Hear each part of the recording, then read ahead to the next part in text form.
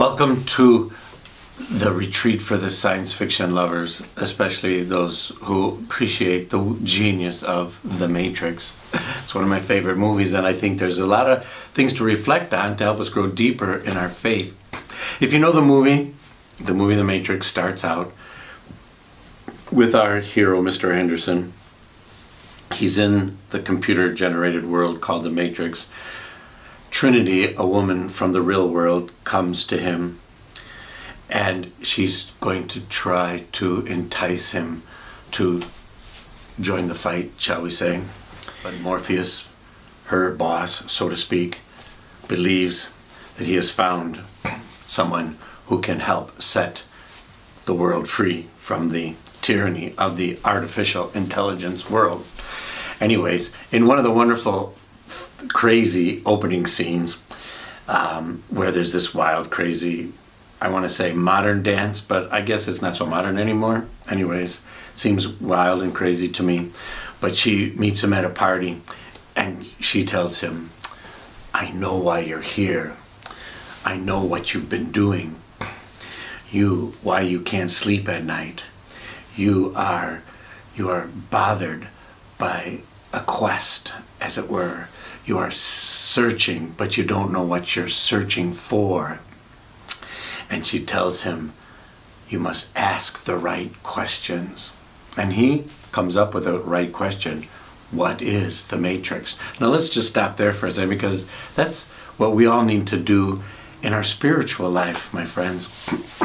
We need to ask the right questions, and especially we need to ask, what is life about? What is this world in which we live in really all about? The quest in the movie, of course, goes into this great battle in order to set people free.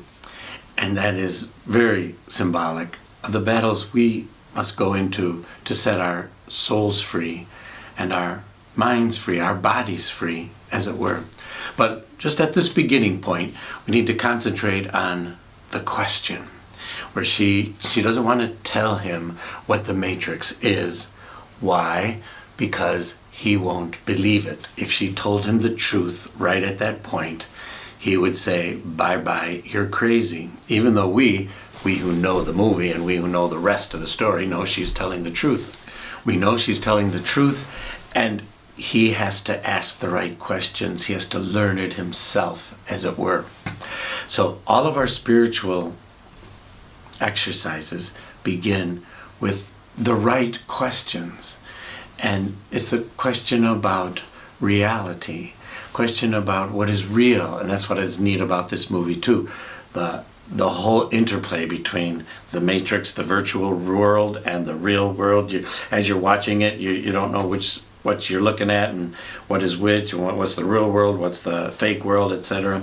And that's part of the intrigue of the story and the genius of the setting for this parable about Catholicism. Is really what it comes down to. So here's an interesting question. Would there be church in the Matrix? The answer is yes. As a matter of fact, if you remember when the agent is talking to Mr. Anderson in his office, and he talks about how he's watching Mr. Anderson and he knows just what he does and how good of a person he is, and he says, "You live next to an old woman who goes to church on Sundays, and you take out your garbage on time." So right there we see that the artificial intelligence, bad computers, programmed church into the Matrix. But is that the true church? We would have to say no. It's presented by the bad guys, the evil artificial intelligence. And that, my friends, is a good place to start for us, in the sense of, do I think about my religious convictions as if I'm thinking about something real? Is it true for everyone?